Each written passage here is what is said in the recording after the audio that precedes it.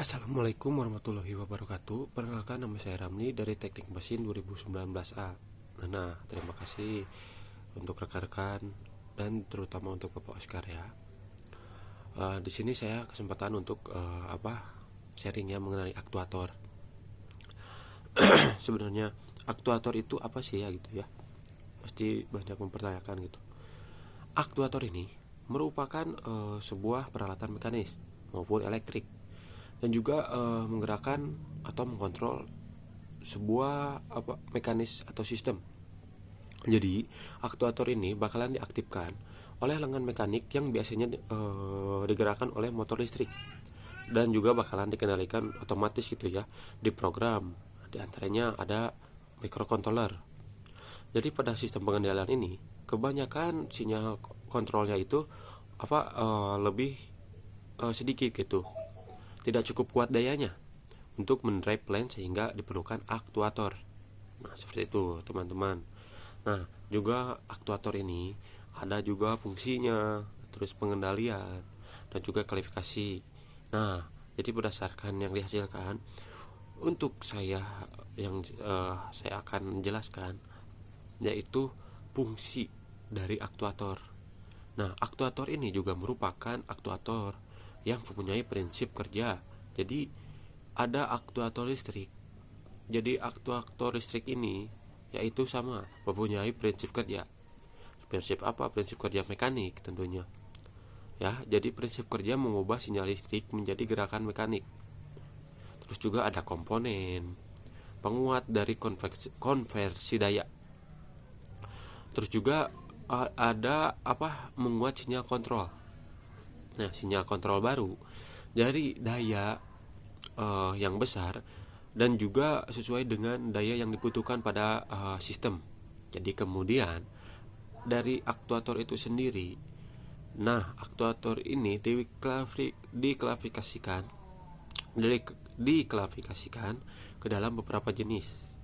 Ada aktuator elektrik, ada aktuator mekanik, ada aktuator hidrolik dan juga ada aktuator pneumatik. Ada 4 jenis berarti ya aktuator itu. Dan juga di sini saya akan memaparkan mengenai aktuator elektrik. Nah, aktuator elektrik atau aktuator listrik.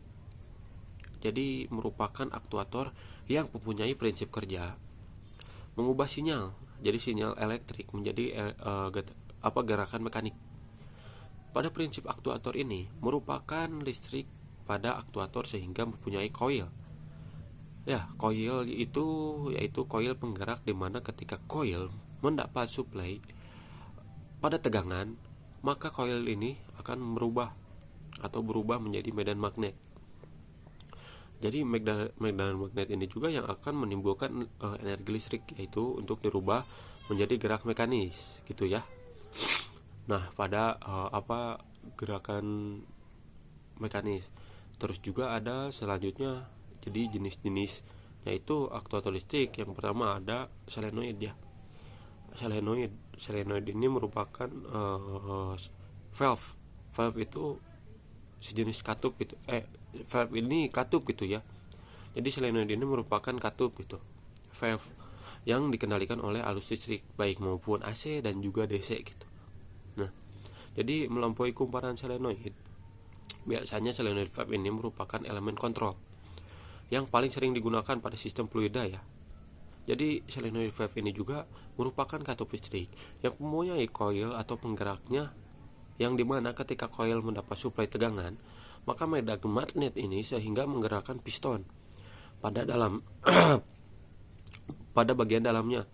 Jadi pada pistonnya ini berpindah ke posisi lubang keluaran A dan juga keluaran B gitu, ataupun B pada solenoid valve ya.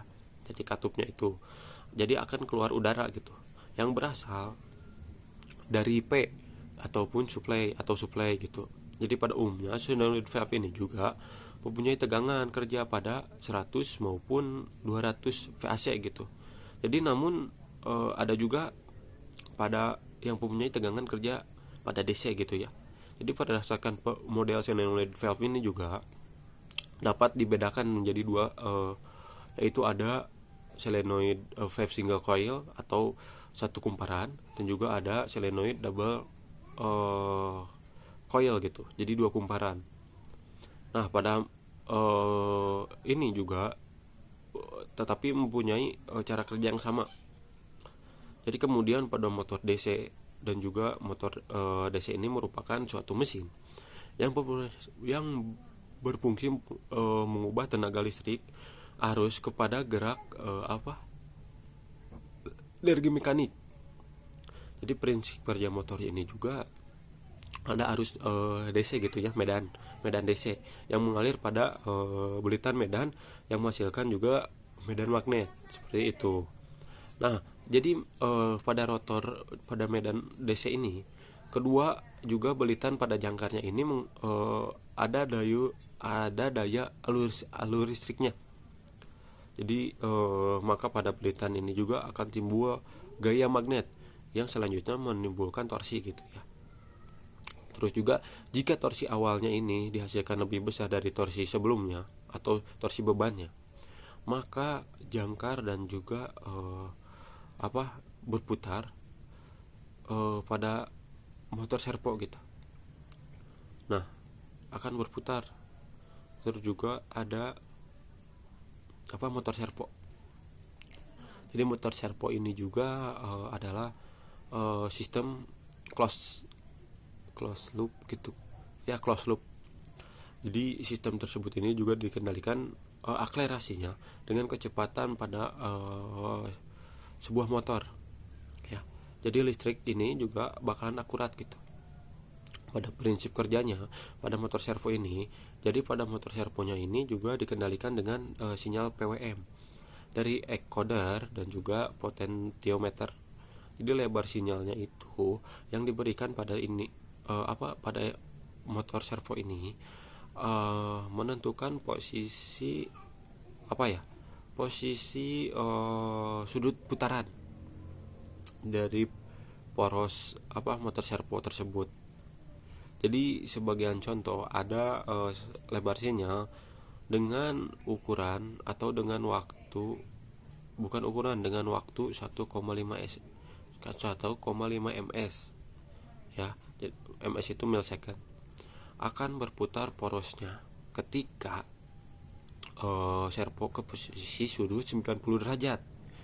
Jadi sinyalnya ini lebih pendek dari misalkan 1,5 ms, akan berputar ke arah 0 derajat, posisi 0 derajat pastinya, atau ke kiri. Jadi bakalan berlawanan dengan arah jarum jam gitu ya pada contohnya ini. Nah seperti itu. Terus juga ada juga contoh selanjutnya itu motor servo akan berputar pada poros 180 derajat. Terus juga ke kanan ya, 180 derajat ini ke kanan. Dan juga ketika sinyal PWM-nya ini ketika diberikan, maka poros servo ini akan bergerak kepada posisi yang ditargetkan ya, dan akan berhenti pada posisi serta dan juga akan bertahan pada posisi tersebut. Nah seperti itu dari motor servo. Jadi kekuatan eksternalnya ini juga akan mencoba memutar atau mengubah pada posisi tersebut. Nah jadi maka sistem closed loop ini pada motor servo ini akan bekerja dengan mencoba menahan ataupun melawan kekuatan eksternal dengan kekuatan internal dari motor servo itu sendiri, teman-teman ya. Jadi namun motor servo ini juga tidak akan mempertahankan posisinya untuk selama-lamanya gitu. Pastinya dari PWM ini juga harus diulangi setiap 20 ms gitu. Jadi agar posisi poros motor servo ini akan bertahan pada posisinya. Nah, dan juga yang terakhir ada induksi AC gitu. Dari listrik AC. Nah, listrik AC ini adalah sebuah motor yang mengubah alur listrik menjadi gerak maupun mekanik pada rotor yang ada di dalamnya. Motor yang tidak berpengaruh pada kutub posisi maupun negatif. Nah, dari sumber tenaga listriknya ini berdasarkan sumber dayanya. Jadi motor listrik AC-nya ini dibedakan menjadi dua. Yang pertama ada sumber daya sinkron dan juga ada sumber daya induksi. Jadi motornya ini juga biasanya menggunakan sumber daya sinkron. Jadi disebut menjadi sinkron serempak. Nah, pada motor sinkron, jadi karena dari putaran motor dengan kekuatan plug magnet dan juga dari sumber indukasinya, ada motor yang tegangannya AC dihubungkan pada bagian AC.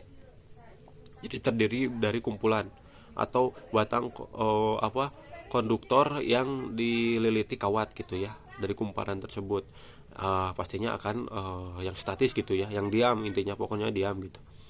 Nah, jadi ketika ujung kawat stator dihubungkan dengan sumber tenaga AC, maka arus akan mengalir melalui kumparan. Pada kumparan stator maksudnya ya. Jadi akibatnya yaitu akan timbul medan magnet yang melingkari stator gitu. Jadi medan magnetnya ini juga harus dihasilkan dan akan memotong kawat motor. Jadi ketika dari bagian motor AC yang bergerak atau berotasi, jadi akibatnya kawat motornya ini akan timbul arus. Jadi karena ketika medan stator hukum Faraday gitu ya.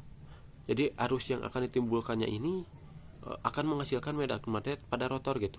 Jadi putaran magnet pada rotor ini akan melawan putaran medan pada stator sehingga kawat motornya ini atau kawat rotornya ini akan berputar.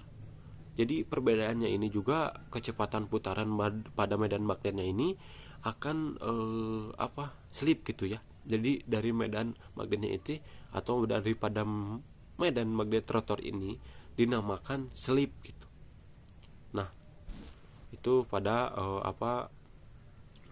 pada rotor gitu ya. Nah, mungkin untuk pemaparan mengenai aktuator yang saya jelaskan yaitu aktuator listrik dicukupkan. Mohon maaf ketika salah-salah kata. Terima kasih. Wassalamualaikum warahmatullahi wabarakatuh.